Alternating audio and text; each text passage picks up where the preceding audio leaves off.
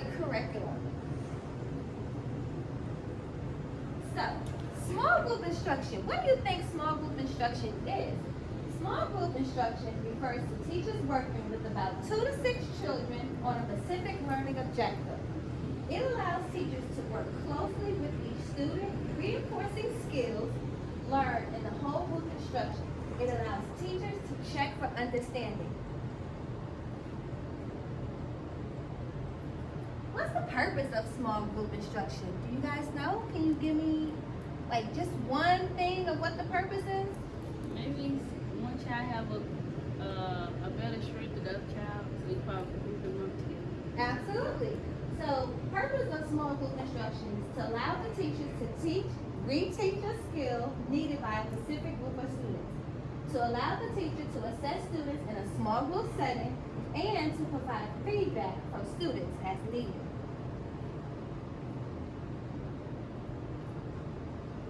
Small group instruction should be peer-to-peer small groups, teacher-directed, 3 to 4 rotation, meaning you can have a group at the table, a group in the center, and then you can just rotate. You can have another group come in while that group goes to a center. So you're just rotating each group that you have. And you can have up to 4 groups. And you really want to base your groups on how they're learning. So you can have your really eagle group, or your butterfly groups, or your turtle groups. And then over here, I have groups over here. And this is how we base them by color. So we got our green group, our yellow group, our red group, and our blue group. Small groups should be about 15, 20 minutes. You don't want to go over 20 minutes because they've already learned the material. You're just reteaching to make sure they have an understanding of the material. Okay. Setting up small group. Do you have a schedule with your small group? Is it equally important for both teachers to have an investment in the learning outcomes of the children? So if you have a TA in your classroom, your TA as well needs to participate in small group. By having a shared schedule, both teachers will be able to monitor the data and build relationships with the children and document child progression. Teachers should teach small group on Monday, Wednesdays, and Fridays, and your TA would teach on Thursdays and Tuesdays. That way, everybody is getting a part of both teachers.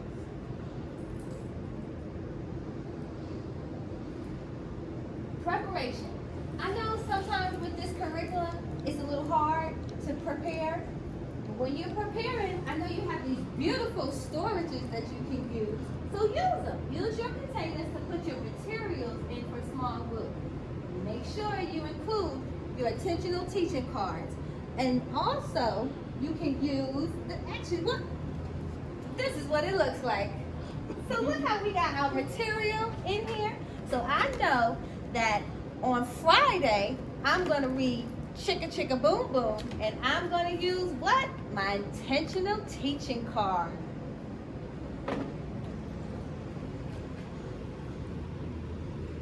Make sure you got your extra paper, your pencils, your crayons, your notebooks, because we want those children to be prepared when they come to that table. Any questions so far? Okay. Small group consistency. So you have your routines. You want to keep your routines every day the same. You don't want to try to different because you know as small children, once you stray off to a different routine, it's hard for them to get back on that routine that you built from the beginning. So make sure you're keeping your same day, everyday routine. Review the interactive classroom schedule so that the children can know the expectation of what comes next. So my schedule, I would let them know that we have, on our schedule, we have morning meeting, we have breakfast, we have free choice, and when we have free choice, we also do small group. Our rotation, like I mentioned before, we want to make sure that we're rotating on what groups that we have. And we want to give them about a 1 to 2 minute transition warning prior to the rotation. So before you end your first group, you want to tell your group that's in the center, hey, you got 2 more minutes to play. You know, be wrapping up, cleaning up, because I'm going to call you to the table. So you want to give them that warning. You want to have clear and unique transition warning. Example, like I said, a bell or a catchy phrase. So in my class I have, they know that it's time to clean up because they're about to come to the table.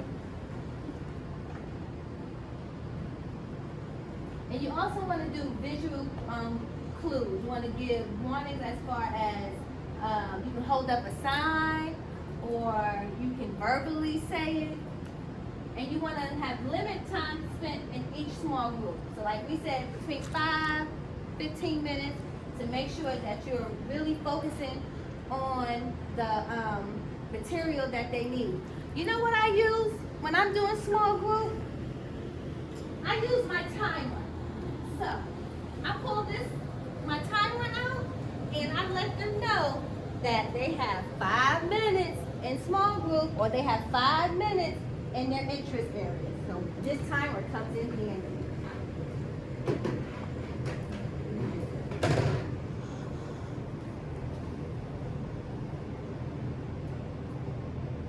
Small groups improve job performance. We want you to keep the job. So teachers would be more intentional about their planning and what they would want the children to learn. Planning would be more thoughtful. This will allow for teachers to change their mindset on how to plan. It would also allow teachers to receive the data they need for assessing the students, which would help your job performance. So once you do your small groups and you have your data and you look over your data, this helps you plan for the next day or for the next week. This gets you prepared and you'll know what to work on or what that baby needs for a small group. Practical application for small group. So I decided to do buttons. Who got the buttons? And this is a language, art, math, small group activity. What you would do if you was doing this small group, first you would read the story to the children, and if I click on my picture, oh no, it should take me to YouTube, but let's see. Oh, it's not taking me up here. Okay, well, it's supposed to take me to YouTube.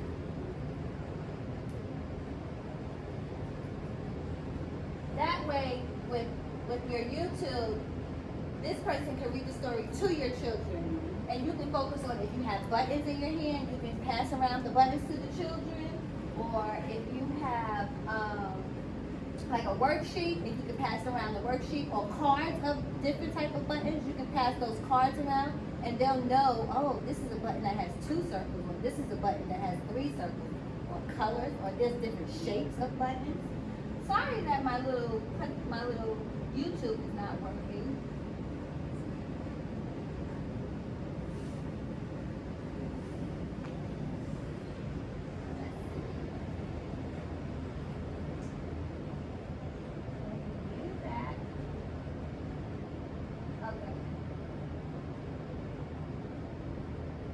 Alright, so next.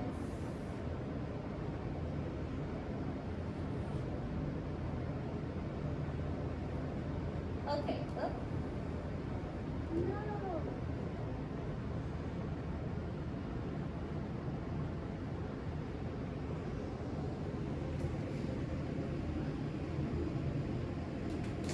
I'm just gonna bring it over here.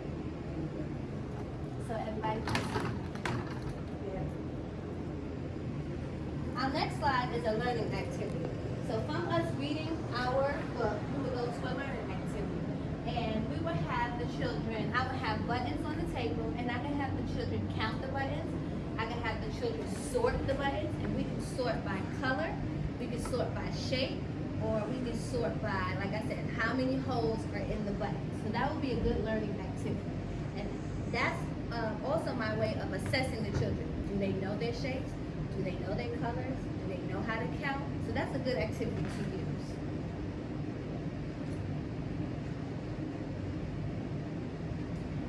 Right here is my creative curriculum framework. With creative curriculum, it's like a house. How are you building your house? What are you putting inside your house? What learning objectives do you want your children to learn? So I always include this because that's a question that everybody should ask yourself. How do you want your classroom to run? What do you want your students to learn when you do build your house? So if you have time, make sure you look at your curriculum and look at the framework. And these are my references. Are there any questions or concerns? Well, You did a good thank job. you for listening to my small group presentation.